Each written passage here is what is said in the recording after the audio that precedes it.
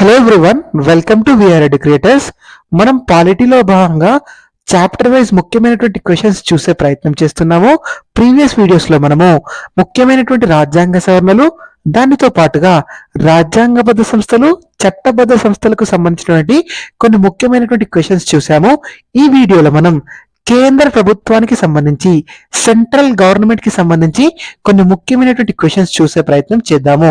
ఈ కేంద్ర ప్రభుత్వం అనేది కొంచెం పెద్ద చాప్టర్. ఇందులో మనకి రాష్ట్రపతి, ఉపరాష్ట్రపతి, అదే విధంగా లోక్సభ, రాజ్యసభ ఇలా చాలా అంశాలు కవర్ అవుతాయి. కాబట్టి వీటి నుండి ఎక్కువ క్వశ్చన్స్ చూసే ప్రయత్నం చేద్దాము. ఈ వీడియోలో ఒక 20 క్వశ్చన్స్ కవర్ చేద్దాము. ఫస్ట్ క్వశ్చన్ చూడండి. ఇక్కడ భారత రాజ్యాంగంలో కేంద్ర ప్రభుత్వం గురించి ఏ భాగంలో పొందుపరచడం జరిగింది అని ఇవ్వడం జరిగింది. భారత రాజ్యాంగంలో కేంద్ర ప్రభుత్వం గురించి ఏ భాగంలో పొందుపరచడం జరిగింది అని ఇవ్వడం జరిగింది. ఏ పార్ట్లో ఉందండి కేంద్ర ప్రభుత్వం గురించి?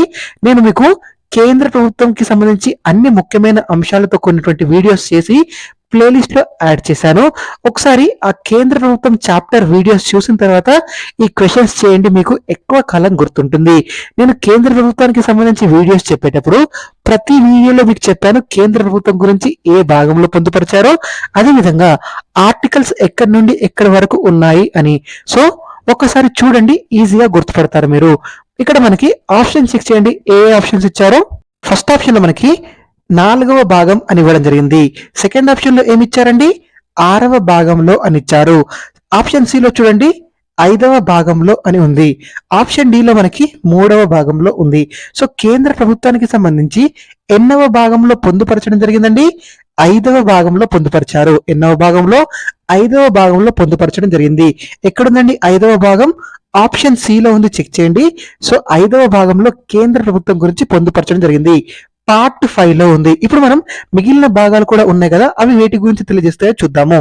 మనకి ఈ క్వశ్చన్ కి ఆన్సర్ వచ్చేసి option C is right answer for this question. First చూడండి, 4వ భాగము పార్ట్ 4 దేని గురించి తెలియజేస్తుంది? 4వ భాగం వచ్చేసి భారత రాజ్యాంగంలో ఆదేశిక సూత్రాల గురించి తెలియజేస్తుంది. దేని గురించి తెలియజేస్తుంది? ఆదేశిక సూత్రాలు, directive principles to the state policies అంటారు, డిపిఎస్పి అంటారు. 4వ భాగంలో ఆదేశిక సూత్రాలు ఉంటాయి. నెక్స్ట్ చూడండి 6వ భాగము. 6వ భాగం దేని గురించి తెలియజేస్తుందండి? రాష్ట్ర ప్రభుత్వము, స్టేట్ గవర్నమెంట్ గురించి తెలియజేస్తుంది 6వ భాగము. మనం ఇప్పుడే చెప్పాము 5వ భాగం కేంద్ర ప్రభుత్వం గురించి తెలియజేస్తుంది. నెక్స్ట్ 3వ భాగం వచ్చేసి ప్రాథమిక హక్కుల గురించి తెలియజేస్తుంది, ఫండమెంటల్ రైట్స్ గురించి తెలియజేస్తుంది. 3వ భాగం దేని గురించి తెలియజేస్తుంది? ప్రాథమిక హక్కులు. ఈ క్వశ్చన్ కి ఆన్సర్ ఏంటంటే మనకి కేంద్ర ప్రభుత్వం గురించి 5వ భాగంలో ఉంది. Option C is right answer for this question. Next question చూద్దామండి. 52వ క్వశ్చన్ చూడండి. సో ఈ భాగాలు, పార్ట్స్ అనేవి చాలా చాలా ఇంపార్టెంట్ అండి. ఏ పార్ట్ దేని గురించి తెలియజేస్తుందని మీరు గుర్తుపెట్టుకోండి. ఎగ్జామ్ పాయింట్ ఆఫ్ వ్యూలో చాలా చాలా ఇంపార్టెంట్. ఓకేనా? సో నెక్స్ట్ క్వశ్చన్ చూడండి. రాష్ట్రపతి ఎన్నికను సవాలు చేసే పిటిషన్ కి సంబంధించి క్రింది వ్యాఖ్యల్లో ఏవి సరి అయినవి అని అడగడం జరిగింది. రాష్ట్రపతి ఎన్నికను సవాల్ చేసే పిటిషన్ కి సంబంధించి క్రింది వ్యాఖ్యల్లో ఏవి సరి అయినవి అని ఇచ్చాము. ఒకసారి ఆప్షన్ చూడండి. రాష్ట్రపతి ఎన్నికను సవాలు చేస్తూ పిటిషన్ దాఖలు చేయాలంటే నియోజక గణంలోని 30 మంది సభ్యులు ఆ పిటిషన్ పై సంతకాలు చేయాలి అని ఇవ్వడం జరిగింది ఫస్ట్ ఆప్షన్ లో. ఇది కరెక్టేనండి? ఇది అబ్సల్యూట్లీ రాంగ్ స్టేట్మెంట్ అండి. ఎంతమంది సభ్యులు పిటిషన్ పై సంతకం చేయాలి? 20 మంది సభ్యులండి, 30 మంది సభ్యులు కాదు. ఇక్కడ 30 మంది సభ్యులు అని ఇవ్వడం జరిగింది. రాష్ట్రపతి ఎన్నికను సవాలు చేస్తూ ఒకవేళ ఎన్నిక చెల్లదు అని పిటిషన్ దాఖలు చేయాలనుకుంటే నియోజక గణంలోని 30 మంది సభ్యులు కాదు, 20 మంది సభ్యులు ఆ పిటిషన్ పై సంతకాలు చేయాలండి. ఎవరు పడితే వారు రాష్ట్రపతి ఎన్నికకు సంబంధించి సవాలు చేయడానికి వీల్లేదు. కేవలం మనకి ఎలక్టోరల్ కాలేజ్ ఉంటుంది కదా, నియోజక గణము, ఎవరైతే ఎలక్టోరల్ కాలేజ్ లో సభ్యులు ఉంటారో వారు మాత్రమే సవాలు చేస్తూ పిటిషన్ దాఖలు చేసే హక్కు ఉంటుంది. చాలా చాలా ఇంపార్టెంట్, గుర్తుపెట్టుకోండి. 20 మంది సభ్యులు మాత్రమే సంతకం చేయాలి పిటిషన్ పై, 30 మంది సభ్యులు కాదు. ఇక్కడ 30 మంది ఇచ్చారు కాబట్టి మనకి ఏ స్టేట్మెంట్ అనేది రాంగ్. నెక్స్ట్ స్టేట్మెంట్ చూడండి. నెక్స్ట్ స్టేట్మెంట్ వచ్చేసి రాష్ట్రపతి ఎన్నిక జరిగిన 20 రోజుల్లోపు ఈ పిటిషన్ దాఖలు చేయాల్సి ఉంటుంది అని ఇవ్వడం జరిగింది. ఈ స్టేట్మెంట్ కరెక్టేనా అండి? ఈ స్టేట్మెంట్ కూడా మనకి రాంగ్ అండి. రాష్ట్రపతి ఎన్నిక జరిగిన 20 రోజుల్లోపు కాదండి, 30 రోజుల్లోపు. ఎన్ని రోజుల్లోపు? 30 days లోపు 30 రోజుల్లోపు పిటిషన్ దాఖలు చేయాల్సి ఉంటుంది. ఇక్కడ 20 రోజుల్లోపు అని ఇచ్చారు కాబట్టి మనకి ఈ స్టేట్మెంట్ కూడా రాంగ్ అండి. ఏ స్టేట్మెంట్ రాంగ్ గానే ఉంది, బి స్టేట్మెంట్ రాంగ్ గానే ఉంది. రెండు కూడా సరి అయినవి కాదు. ఇక్కడ ఆప్షన్ చెక్ చేయండి ఎక్కడుందండి. సో ఒకసారి చూడండి ఆప్షన్స్. సో రెండు స్టేట్మెంట్స్ కూడా రాంగ్ కాబట్టి ఏవి కావు అని ఉండాలి. ఎక్కడుందండి, ఆప్షన్ 4 లో ఉంది, చెక్ చేయండి, ఏవి కావు. సో ఈ క్వశ్చన్ ఆన్సర్ ఏంటండి, option 4 is right answer for this question. ఇక్కడ సెకండ్ ఆప్షన్ లో సి మాత్రమే అని పడింది, అది సి కాదండి, బి మాత్రమే అని గుర్తుపెట్టుకోండి. మనకి అయినా ఆన్సర్ 4th ఆప్షన్ కాబట్టి మనం దాన్ని చూడాల్సిన అవసరం లేదు. ఏవి కావు అనేది సరి అయింది. ఈ క్వశ్చన్ చాలా చాలా ఇంపార్టెంట్ అని గుర్తుపెట్టుకోండి. ఇలా స్టేట్మెంట్స్ క్వశ్చన్స్ ఈ మధ్య కాలంలో ఎక్కువగా అడుగుతున్నారు కాబట్టి జాగ్రత్తగా నేర్చుకోండి. నెక్స్ట్ క్వశ్చన్ చూడండి, పార్లమెంట్ అనగా, ఇది సింపుల్ 1 లైన్ క్వశ్చన్ అండి. మేబీ క్వశ్చన్ ఇలా ఇవ్వకపోవచ్చు ఎగ్జామ్ లో, సో ఎలా ఇస్తారో కూడా చెప్తాను. ఫస్ట్ అయితే దీనికి ఆన్సర్ చూసే ప్రయత్నం చేయండి. పార్లమెంట్ అనగా ఫస్ట్ చూడండి, ఏలో ఆప్షన్ ఏలో లోక్సభ ఇచ్చారు, ఆప్షన్ బిలో రాజ్యసభ ఇచ్చారు, ఆప్షన్ సిలో ప్రధానమంత్రి ఇచ్చారు, ఆప్షన్ డిలో రాష్ట్రపతి ఇచ్చారు. అసలు పార్లమెంట్ అనగా ఏంటి అంటే లోక్సభ ప్లస్ రాజ్యసభ ప్లస్ రాష్ట్రపతి, లోక్సభ రాజ్యసభ రాష్ట్రపతి కలిపి పార్లమెంట్ అని పిలవడం జరుగుతుంది. ఇక్కడ మనకి ఆప్షన్ చెక్ చేయండి. ఫస్ట్ ఆప్షన్ లో ఏ కామా బి మాత్రమే అని ఉంది. సో లోక్సభ రాజ్యసభ మాత్రమే ఉంది. కరెక్టేనా అండి? ఇది రాంగ్ అండి. సో ఎవరెవరు ఉంటారు పార్లమెంట్ లో? లోక్సభ, రాజ్యసభ, రాష్ట్రపతి ఉండాలి. ఏ బిడి ఉండాలి. ఎక్కడుందండి? ఏబిడి మాత్రమే. ఆప్షన్ 3 లో ఉంది, చెక్ చేయండి, ఏబిడి మాత్రమే సరి అయింది. So option 3 is right answer for this question. మనకి క్వశ్చన్ ఎగ్జామ్ లో ఇంత సింపుల్ గా అడగకపోవచ్చు, కానీ రాష్ట్రపతి గురించి క్వశ్చన్ అడిగేటప్పుడు స్టేట్మెంట్ ఇలా అడగడానికి అవకాశం ఉంది. ఏంటంటే పార్లమెంట్ ఉభయ సభల్లో సభ్యత్వం లేకపోయినప్పటికీ రాష్ట్రపతి పార్లమెంట్ లో అంతర్భాగంగా ఉంటాడు అని ఇవ్వచ్చు. ఇది సరైనదేనా అని అడుగుతారు. సరైనదేనా అండి? ఇది అబ్సల్యూట్లీ కరెక్ట్ అండి. ఎందుకంటే రాష్ట్రపతికి లోక్సభలో కానీ రాజ్యసభలో కానీ ఏ సభలో సభ్యత్వం ఉండదు. ఏ సభలో సభ్యత్వం లేకపోయినప్పటికీ పార్లమెంట్ అంటే లోక్సభ, రాజ్యసభ ప్లస్ రాష్ట్రపతి. రాష్ట్రపతి పార్లమెంట్ లో అంతర్భాగంగా ఉంటాడు. చాలా చాలా ఇంపార్టెంట్, గుర్తుపెట్టుకోండి. మీకు ఈ పార్లమెంట్ అనగా అని ఐడియా ఉంటే రాష్ట్రపతికి సంబంధించి అలా అడిగినప్పుడు మీరు ఆన్సర్ చేసే అవకాశం ఉంది. చాలా చాలా ఇంపార్టెంట్, గుర్తుపెట్టుకోండి. పార్లమెంట్ అంటే లోక్సభ, రాజ్యసభ ప్లస్ రాష్ట్రపతి. నెక్స్ట్ క్వశ్చన్ చూడండి.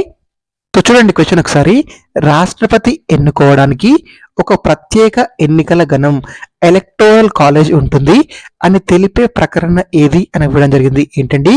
రాష్ట్రపతిని ఎన్నుకోవడానికి ఒక ప్రత్యేక ఎన్నికల గణం ఎలక్టోరల్ కాలేజ్ ఉంటుంది అని తెలిపే ప్రకరణ ఏది అని ఇవ్వడం జరిగింది. ఆప్షన్ చూడండి, ఆర్టికల్ 52, ఆర్టికల్ 54, ఆర్టికల్ 56, ఆర్టికల్ 60. ఇందులో ఏ ఆర్టికల్ ఎలక్టోరల్ కాలేజ్ ఉంటుంది అని తెలియజేస్తుంది అని అడిగారు. ఎంత అండి? ఆర్టికల్ 54 ప్రకారము. ఎంత? ఆర్టికల్ 54 ప్రకారము రాష్ట్రపతిని ఎన్నుకోవడానికి ఒక ప్రత్యేక ఎన్నికల గణం ఎలక్టోరల్ కాలేజీ ఉంటుందని తెలుపుతుంది. సో ఆర్టికల్ 54 ఎక్కడుంది? ఆప్షన్ బి లో ఉంది, చెక్ చేయండి. Option B is right answer for this question. So మిగిలిన ఆర్టికల్స్ కూడా వేటి గురించి తెలియజేస్తాయో చూద్దామండి. ఆర్టికల్ 52 వచ్చేసి భారతదేశానికి ఒక రాష్ట్రపతి ఉంటాడు అని తెలియజేస్తుంది. ఏం తెలియజేస్తుంది?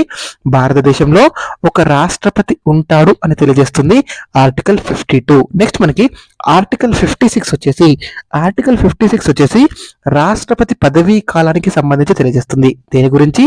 రాష్ట్రపతి పదవీ కాలానికి సంబంధించి. రాష్ట్రపతి పదవీ చేపట్టిన తేదీ నుండి 5 సంవత్సరాల పాటు పదవిలో కొనసాగుతారు. ఎన్ని సంవత్సరాలు? 5 సంవత్సరాల పాటు పదవిలో కొనసాగడం జరుగుతుంది ఆర్టికల్ 56 ప్రకారము. ఎంత? ఆర్టికల్ 56 ప్రకారము. నెక్స్ట్ ఆర్టికల్ 60 వచ్చేసి రాష్ట్రపతి ప్రమాణ స్వీకారం గురించి తెలియజేస్తుంది. రాష్ట్రపతి సుప్రీంకోర్టు ప్రధాన న్యాయమూర్తి సమక్షంలో, ఎవరి సమక్షంలో? సుప్రీంకోర్టు ప్రధాన న్యాయమూర్తి సమక్షంలో ప్రమాణ స్వీకారం చేయడం జరుగుతుంది. దీనికి సంబంధించి ఏ ఆర్టికల్ తెలియజేస్తుంది? ఆర్టికల్ 60 అనేది తెలియజేస్తుంది. ఈ క్వశ్చన్ కి ఆన్సర్ ఏంటండి? Option B is right answer. ఈ క్వశ్చన్ కి ఆర్టికల్ 54 అనేది ఎలక్టోరల్ కాలేజ్ గురించి తెలియజేస్తుంది. నెక్స్ట్ క్వశ్చన్ చూడండి. రాష్ట్రపతి ఎన్నికలలో సస్పెండ్ అయిన ఎమ్మెల్యేలు, ఎంపీలు పాల్గొనవచ్చు అని ఏ రాజ్యాంగ సవరణ చట్టం ద్వారా చేర్చారు అని అడిగారు. ఏంటి? రాష్ట్రపతి ఎన్నికలలో సస్పెండ్ అయిన ఎమ్మెల్యేలు, ఎంపీలు పాల్గొనవచ్చని ఏ రాజ్యాంగ సవరణ చట్టం ద్వారా చేర్చారు అని అడిగారు. ప్రారంభంలో సస్పెండ్ అయిన ఎమ్మెల్యేలు, ఎంపీలు ఈ రాష్ట్రపతి ఎన్నికల్లో పాల్గొనడానికి వీల్లేదు. కానీ దీనిని ఒక రాజ్యాంగ సవరణ చట్టం ద్వారా వారికి ఓటు వేసే హక్కును కల్పించడం జరిగింది రాష్ట్రపతి ఎన్నికల్లో. అది ఏ రాజ్యాంగ సవరణ చట్టం అని అడిగారు. ఒకసారి ఆప్షన్ చూడండి. 42వ రాజ్యాంగ సవరణ చట్టమా, 44వ రాజ్యాంగ సవరణ చట్టమా, 11వ రాజ్యాంగ సవరణ చట్టమా, 21వ రాజ్యాంగ సవరణ చట్టమా? ఆన్సర్ ఏంటండి? 44వ రాజ్యాంగ సవరణ చట్టం. ఎంత? 44వ రాజ్యాంగ సవరణ చట్టం ద్వారా రాష్ట్రపతి ఎన్నికల్లో సస్పెండ్ అయిన ఎమ్మెల్యేలు, ఎంపీలు కూడా పాల్గొనవచ్చని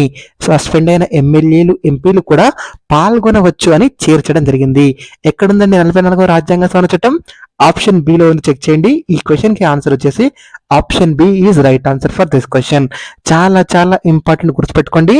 ప్రస్తుతం సస్పెండ్ అయిన ఎమ్మెల్యేలు, ఎంపీలు కూడా రాష్ట్రపతి ఎన్నికల్లో పాల్గొనే అవకాశం ఉంది. దీన్ని 44వ రాజ్యాంగ సవరణ చట్టం ద్వారా చేర్చడం జరిగింది. Option B is right answer. Next question చూడండి. రాష్ట్రపతిగా ఎన్నిక కావడానికి కావలసినటువంటి అవసరమైనటువంటి అర్హతలలో ఏవి సరి అయినవి అని ఇవ్వడం జరిగింది. ఒక్కసారి చెక్ చేయండి. రాష్ట్రపతిగా ఎన్నిక కావడానికి అవసరమైనటువంటి అర్హతలలో ఏవి సరి అయినవి అని ఇచ్చారు. ఫస్ట్ చూడండి, 30 సంవత్సరాల వయసు నిండి ఉండాలి అని ఇచ్చారు. ఈ స్టేట్మెంట్ కరెక్టేనా అండి? ఇది అబ్సల్యూట్లీ రాంగ్ స్టేట్మెంట్ అండి.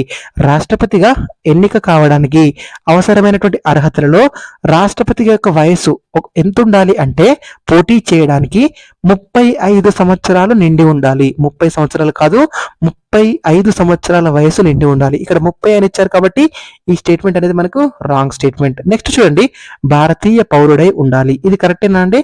ఇది అబ్సల్యూట్లీ రైట్ అండి. భారతీయ పౌరుడై ఉండాలి.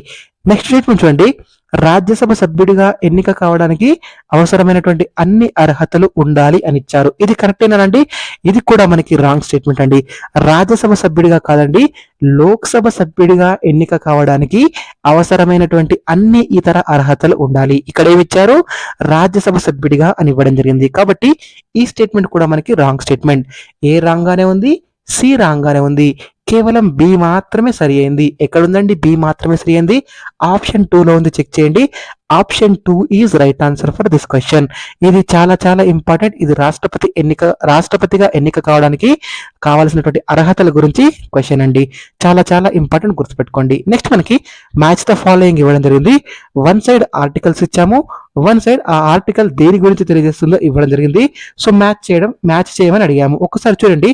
ఆర్టికల్ 3, ఆర్టికల్ 109, ఆర్టికల్ 112, ఆర్టికల్ 274 ఇవన్నీ కూడా ఏంటంటే రాష్ట్రపతి ముందస్తు అనుమతితో ప్రవేశపెట్టేటి. కాబట్టి అందుకే ఇక్కడ ఇవ్వడం జరిగింది ఆర్టికల్స్ మ్యాచ్ చేయమని. ఒక్కసారి చూడండి. ఆర్టికల్ 3 ఏం తెలియజేస్తుందంటే, రాష్ట్ర పునర్వ్యవస్థీకరణ అంశాలు ఏవైతే ఉంటాయో వాటిని రాష్ట్రపతి ముందస్తు అనుమతితోనే ప్రవేశపెట్టాలండి. సో ఆర్టికల్ 3 అనేది రాష్ట్రపతి పునర్వ్యవస్థీకరణ అంశాల గురించి తెలుస్తుంది. ఎక్కడుంది? ఆప్షన్ 1లో ఉంది, చూడండి. ఏకి 1 ఉండాలి. నెక్స్ట్ మనకి ఆర్టికల్ 109.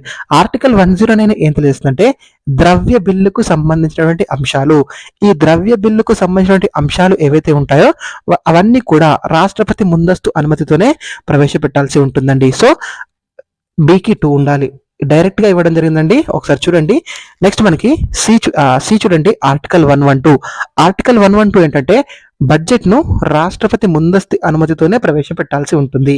నెక్స్ట్ చూడండి. ఆర్టికల్ 274. రాష్ట్ర ఆర్థిక ప్రయోజనాలు ఇమిడి ఉన్నటువంటి పన్నులు ఏవైతే ఉంటాయో వాటికి సంబంధించినటువంటి అంశాలను రాష్ట్రపతి ముందస్తు అనుమతితోనే ప్రవేశపెట్టాలి. ఇవన్నీ కూడా రాష్ట్రపతి ముందస్తు అనుమతితో ప్రవేశపెట్టేటువంటి అంశాలండి. అందుకే ఇక్కడ ఇవ్వడం జరిగింది. సో ఏకి 1 ఉండాలి, బికి 2 ఉండాలి, సికి 3 ఉండాలి, డికి 4 ఉండాలి. ఎక్కడుందండి? ఆప్షన్ 1లో ఉంది, చెక్ చేయండి. Option 1 is right answer for this question. ఇది చాలా చాలా ఇంపార్టెంట్. ఈ ఆర్టికల్స్ కూడా ఇంపార్టెంటే, గుర్తుపెట్టుకోండి. ఆర్టికల్ 3 వచ్చేసి రాష్ట్ర పునర్వ్యవస్థీకరణ అంశాలు, ఆర్టికల్ 109 వచ్చేసి ద్రవ్య బిల్లుకు సంబంధించినటువంటి అంశాలు, ఆర్టికల్ 112 వచ్చేసి బడ్జెట్ ను రాష్ట్రపతి ముందస్తు అనుమతితోనే ప్రవేశపెట్టాలి, ఆర్టికల్ 274 వచ్చేసి ఆర్థిక ప్రయోజనాలు ఇమిడి ఉన్నటువంటి పన్నులకు సంబంధించి రాష్ట్రపతి ముందస్తు అనుమతితోనే ప్రవేశపెట్టాలి. నెక్స్ట్ క్వశ్చన్ చూడండి. రాష్ట్రపతి ఎన్నికల్లో పాల్గొని రాష్ట్రపతి తొలగింపు విధానంలో పాల్గొనని వారిని గుర్తించండి అని ఇవ్వడం జరిగింది.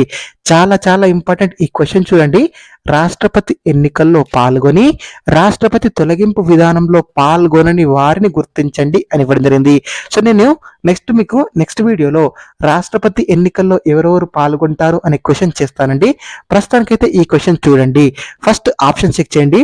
ఎన్నికైన లోక్సభ సభ్యులు, నెక్స్ట్ ఎన్నికైన విధానసభ సభ్యులు, నెక్స్ట్ నామినేటెడ్ అయిన రాజ్యసభ సభ్యులు, నెక్స్ట్ ఎవరు కాదు. ఒక్కొక్కటిగా చూద్దామండి.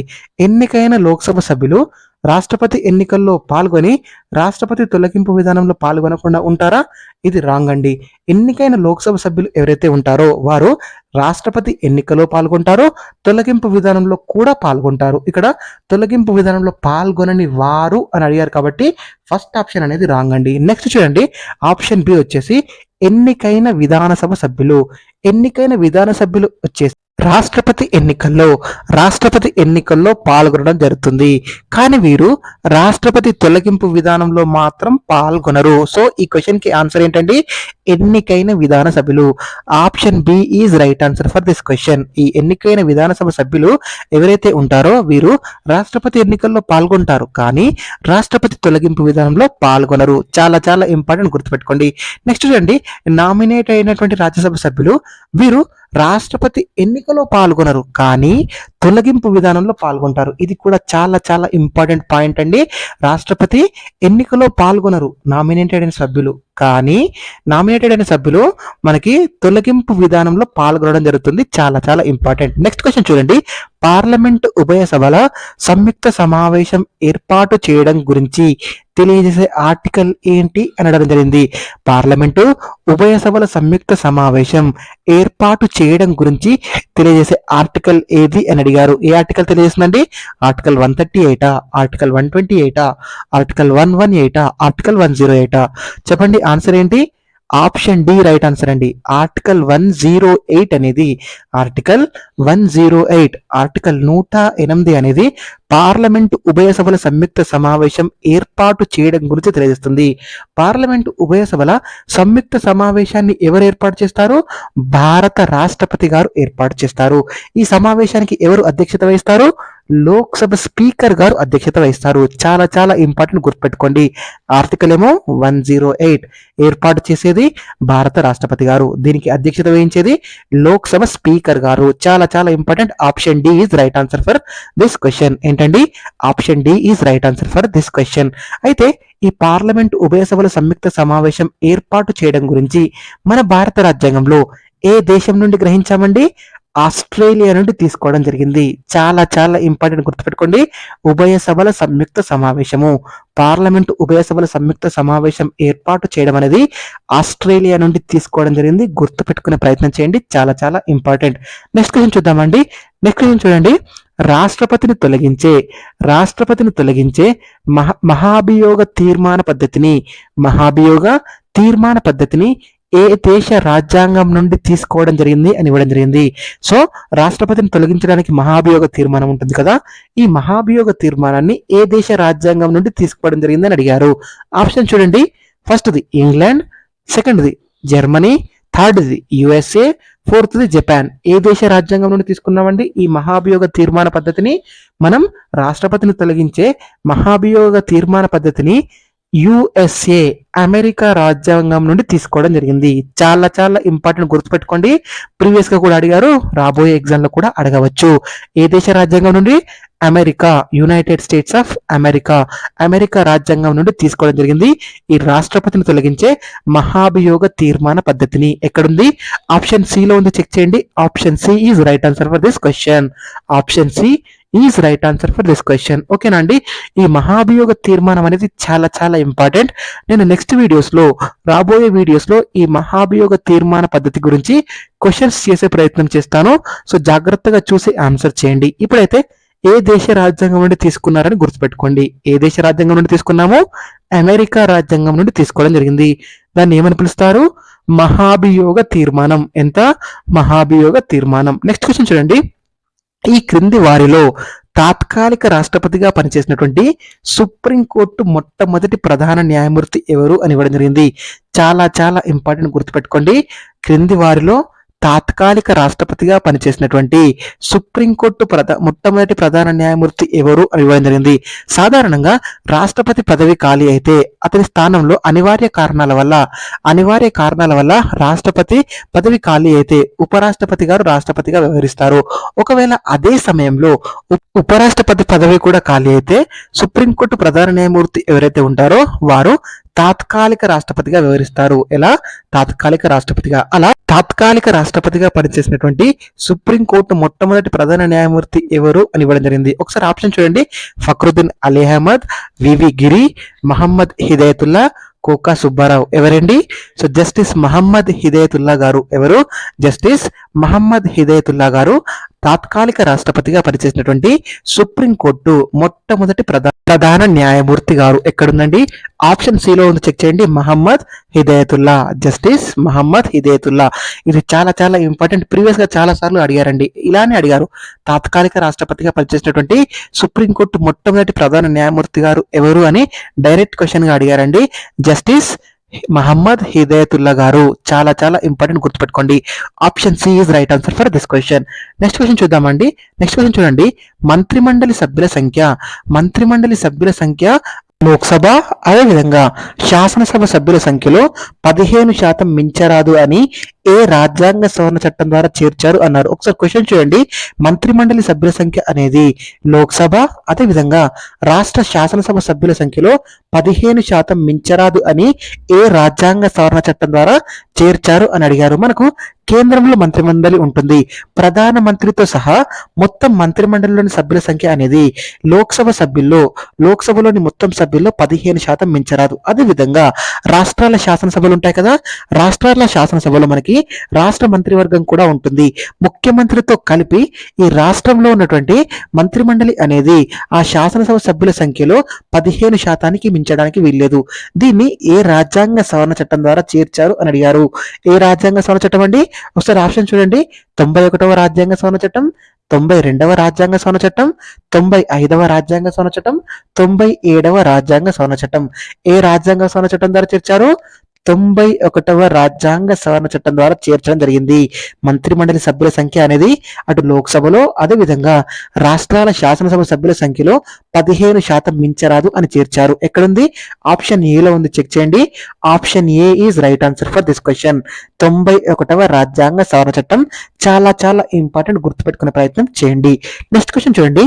భారత రాష్ట్రపతి గారు ఎవరి సమక్షంలో ప్రమాణ స్వీకారం చేస్తారు అని అడిగారు. చాలా చాలా ఇంపార్టెంట్, గుర్తుపెట్టుకోండి. భారత రాష్ట్రపతి గారు ఎవరి సమక్షంలో ప్రమాణ స్వీకారం చేస్తారు అని ఇచ్చారు. ఎవరి సమక్షంలో చేస్తారండి? ఉపరాష్ట్రపతి, లోక్సభ స్పీకరా, ప్రధాన ఎన్నికల కమిషనరా, లేదా సుప్రీంకోర్టు ప్రధాన న్యాయమూర్తి? ఎవరి సమక్షంలో చేస్తారు? భారత రాష్ట్రపతి గారు సుప్రీంకోర్టు ప్రధాన న్యాయమూర్తి, chief justice of India, supreme court ప్రధాన న్యాయమూర్తి సమక్షంలో ప్రమాణ స్వీకారం చేయడం జరుగుతుంది. ఎక్కడుందండి? ఆప్షన్ డి లో ఉంది, చెక్ చేయండి. ఈ క్వశ్చన్ కి ఆన్సర్ వచ్చేసి option D is right answer for this question. దీని గురించి తెలిసే ఆర్టికల్ ఎంత అండి? ఆర్టికల్ 60 అనేది దీని గురించి తెలియజేస్తుంది. ఆర్టికల్ 60 ప్రకారం భారత రాష్ట్రపతి గారు సుప్రీంకోర్టు ప్రధాన న్యాయమూర్తి సమక్షంలో చీఫ్ జస్టిస్ ఆఫ్ ఇండియా సమక్షంలో ప్రమాణ స్వీకారం చేయడం జరుగుతుంది. చాలా చాలా ఇంపార్టెంట్, ప్రీవియస్ గా చాలా సార్లు అడిగారు, గుర్తుపెట్టుకునే ప్రయత్నం చేయండి. నెక్స్ట్ క్వశ్చన్ చూడండి. రాష్ట్రపతి ఉపరాష్ట్రపతి ఎన్నికలకు సంబంధించినటువంటి వివాదాలను ఎక్కడ పరిష్కరించుకోవాలి? చూడండి, రాష్ట్రపతి ఉపరాష్ట్రపతి ఎన్నికలకు సంబంధించినటువంటి వివాదాలను ఎక్కడ పరిష్కరించుకోవాలి అని ఇవ్వడం జరిగింది. ఆప్షన్ చూడండి. కేంద్ర ఎన్నికల సంఘం, next supreme court, next parliament. Option D వచ్చేసి ఏది కాదు. సో రాష్ట్రపతి ఎన్నిక కానీ లేదా ఉపరాష్ట్రపతి ఎన్నిక కానీ వీటికి సంబంధించిన వివాదాలను ఎక్కడ పరిష్కరించుకోవాలండి? కేవలం సుప్రీంకోర్టులో మాత్రమే పరిష్కరించుకోవాలి. చాలా చాలా ఇంపార్టెంట్, గుర్తుపెట్టుకోండి. రాష్ట్రపతి ఉపరాష్ట్రపతి ఎన్నికలకు సంబంధించిన వివాదాలను సుప్రీంకోర్టులో పరిష్కరించుకోవాలి. ఇది సుప్రీంకోర్టు యొక్క ప్రారంభ పరిధిలోనికి రావడం జరుగుతుంది. ఒరిజినల్ జ్యుడిస్డిక్షన్ లోకి రావడం జరుగుతుంది. చాలా చాలా ఇంపార్టెంట్, గుర్తుపెట్టుకోండి. రాష్ట్రపతి ఉపరాష్ట్రపతి ఎన్నికకు సంబంధించిన వివాదాలను కేవలం సుప్రీంకోర్టులో మాత్రమే పరిష్కరించుకోవాలి. ఎక్కడుంది సుప్రీంకోర్టు? ఆప్షన్ బి లో ఉంది, చెక్ చేయండి. Option B is right answer for this question. Option B is right answer. So ఈ వివాదం ఏదైతే ఉంటుందో రాష్ట్రపతి ఉపరాష్ట్రపతి ఎన్నికలకు సంబంధించిన వివాదం, ఇది సుప్రీంకోర్టు యొక్క ప్రారంభ పరిధిలోనికి రావడం జరుగుతుందండి. సుప్రీంకోర్టు యొక్క ప్రారంభ పరిధిలోనికి రావడం జరుగుతుంది. ఇది కూడా చాలా చాలా ఇంపార్టెంట్ పాయింట్. దీన్ని మనకి స్టేట్మెంట్స్ లో అడగవచ్చు. రాష్ట్రపతి ఉపరాష్ట్రపతి ఎన్నికలకు సంబంధించిన వివాదం సుప్రీంకోర్టు యొక్క ప్రారంభ పరిధిలోకి వస్తుందా రాదా అని చాలా చాలా ఇంపార్టెంట్, గుర్తుపెట్టుకోండి. నెక్స్ట్ క్వశ్చన్ చూడండి. ఒక రాష్ట్రం నుండి లోక్సభకి ఎంతమంది సభ్యులు ఎన్నిక కావాలి అనే విషయం దేని మీద ఆధారపడి ఉంటుంది అని ఇవ్వడం జరిగింది. ఏంటండి? ఒక రాష్ట్రం నుండి లోక్సభకు ఎంతమంది సభ్యులు ఎన్నిక కావాలని విషయం దేని మీద ఆధారపడి ఉంటుంది అని ఇవ్వడం జరిగింది. ఆప్షన్ చూడండి. ఆయా రాష్ట్రాల విస్తీర్ణము, ఆయా రాష్ట్రాలలోని ఎమ్మెల్యేల సంఖ్య, ఆయా రాష్ట్రాల జనాభా మీద, అండ్ ఆప్షన్ డి వచ్చేసి ఏది కాదు. ఏంటండి? ఈ క్వశ్చన్ చాలా చాలా ఇంపార్టెంట్ అండి. ప్రీవియస్ గా కూడా అడిగారు.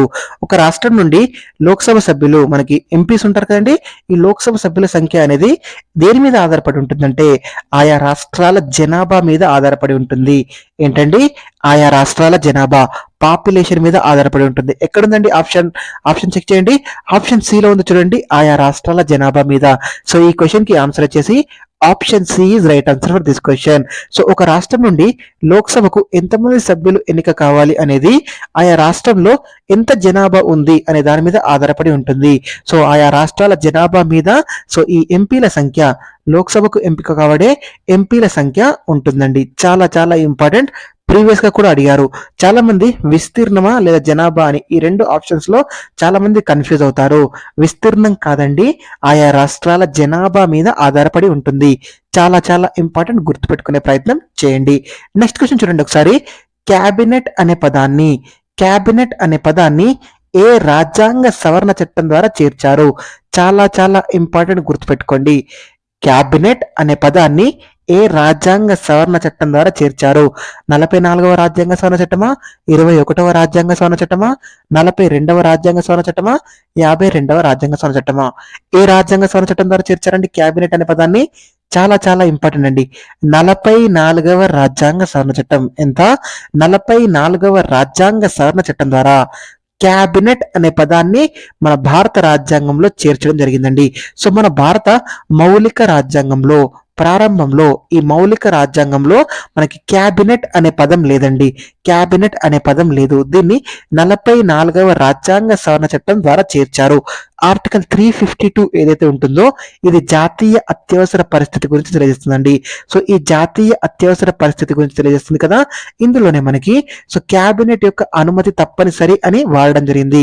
మొట్టమొదటిసారిగా దీన్ని 44వ రాజ్యాంగ సవరణ చట్టం ద్వారా చేర్చారండి. చాలా చాలా ఇంపార్టెంట్, గుర్తుపెట్టుకునే ప్రయత్నం చేయండి. ఎక్కడుంది? ఆప్షన్ ఏ లో ఉంది చూడండి, 44వ రాజ్యాంగ సవరణ చట్టం. సో ఈ క్వశ్చన్ కి ఆన్సర్ వచ్చేసి 44వ రాజ్యాంగ సవరణ చట్టం. Option A is right answer for this question. చాలా చాలా ఇంపార్టెంట్, ఇది ముఖ్యమైనటువంటి రాజ్యాంగ సవరణ, గుర్తుపెట్టుకోండి. నెక్స్ట్ క్వశ్చన్ చూద్దామా అండి. నెక్స్ట్ క్వశ్చన్ చూడండి, 67వ క్వశ్చన్. మంత్రిమండలి అనేది మంత్రిమండలి రాష్ట్రపతికి ఇచ్చే సలహాను రాష్ట్రపతికి ఇచ్చే సలహాను ఏ న్యాయస్థానంలో ప్రశ్నించరాదు అని తెలిపే ఆర్టికల్ ఏది అని ఇచ్చారు. ఏంటి? మంత్రిమండలి ఏదైతే ఉంటుందో ఆ మంత్రిమండలి రాష్ట్రపతికి ఇచ్చే సలహాను ఏ న్యాయస్థానంలో ప్రశ్నించరాదు అని తెలిపే ఆర్టికల్ ఏది అని అడిగారు. ఏంటండి? Article 74 sub class 1, article 74 sub clause 2, article 74 sub class 3, article 74 sub class 4. ఏ ఆర్టికల్ తెలియజేస్తుందండి?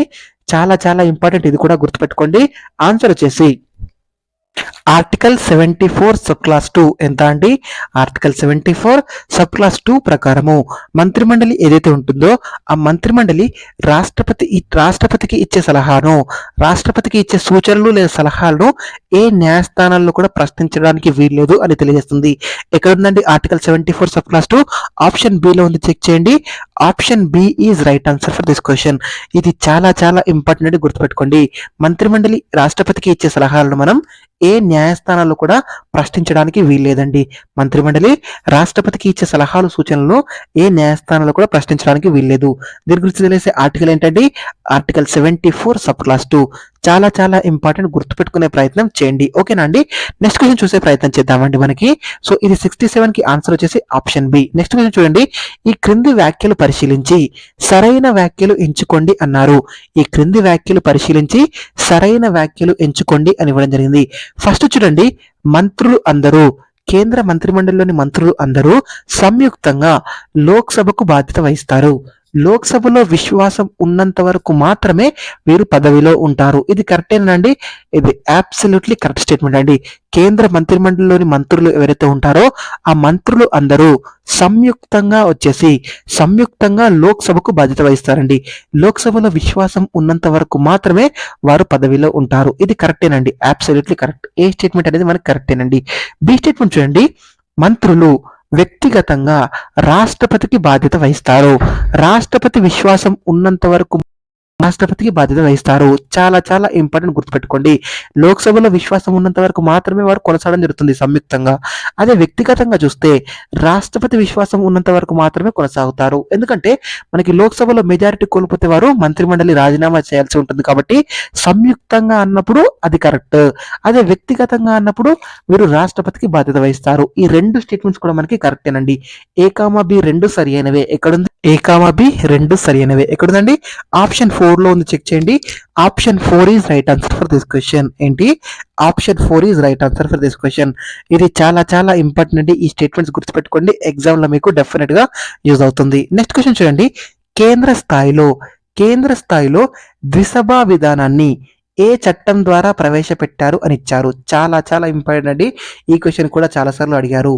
కేంద్ర స్థాయిలో ద్విసభా విధానాన్ని ఏ చట్టం ద్వారా ప్రవేశపెట్టారు అని ఇచ్చారు. ఫస్ట్ చూడండి, 1892 సంవత్సరం 1892 చార్టర్ చట్టము, నెక్స్ట్ 1909 చట్టము, 1935 చట్టము, 1919 చట్టము. ఏ చట్టం ద్వారా కేంద్ర స్థాయిలో ద్విసభా విధానాన్ని ప్రవేశపెట్టారండి? చాలా చాలా ఇంపార్టెంట్, గుర్తుపెట్టుకోండి. 1919 యాక్ట్. ఎంత? 1919 చట్టము. ఈ 1919 చట్టం ద్వారా కేంద్ర స్థాయిలో ద్విసభా విధానాన్ని ప్రవేశపెట్టడం జరిగింది. అదే రాష్ట్ర స్థాయిలో ద్విసభా విధానాన్ని ఏ చట్టం ద్వారా ప్రవేశపెట్టారు? 1935 చట్టం ద్వారా. చాలా చాలా ఇంపార్టెంట్, గుర్తుపెట్టుకోండి. కేంద్ర స్థాయిలో అంటేనేమో 1919 అని గుర్తుపెట్టుకోండి. అదే రాష్ట్ర స్థాయిలో ద్విసభా విధానం అంటేనేమో 1935 చట్టం, గుర్తుపెట్టుకోండి. ఈ క్వశ్చన్ కి ఆన్సర్ వచ్చేసి ఎక్కడుంది? 1919 ఆప్షన్ డి లో ఉంది, చెక్ చేయండి. Option D is right answer for this question. 1919 చట్టం ప్రకారము కేంద్ర స్థాయిలో ద్విసభా విధానాన్ని ప్రవేశపెట్టడం జరిగింది. చాలా చాలా ఇంపార్టెంట్, గుర్తుపెట్టుకోండి. ప్రీవియస్ గా కూడా మనకి చాలా సార్లు అడిగారు ఈ ద్విసభా విధానానికి సంబంధించి. ఓకేనా అండి? Option D is right answer for this question. Next question చూడండి, 70 క్వశ్చన్. సో భారత రాజ్యాంగంలో ఆర్డినెన్స్ జారీ చేసే అంశాన్ని ఎక్కడ నుండి తీసుకోవడం జరిగింది అని ఇచ్చారు. ఈ ఆర్డినెన్స్ జారీ చేసే అంశాన్ని ఎక్కడ నుండి తీసుకోవడం జరిగిందని ఇచ్చారు. ఒకసారి ఆప్షన్ చూడండి. ఫస్ట్ది USA, సెకండ్ది 1935 చట్టము, థర్డ్ది కెనడా, నెక్స్ట్ 1919 చట్టము. దేని నుండి తీసుకోవడం జరిగిందండి? సో మన భారతదేశంలో ఈ ఆర్డినెన్స్ ఎవరు జారీ చేస్తారండి?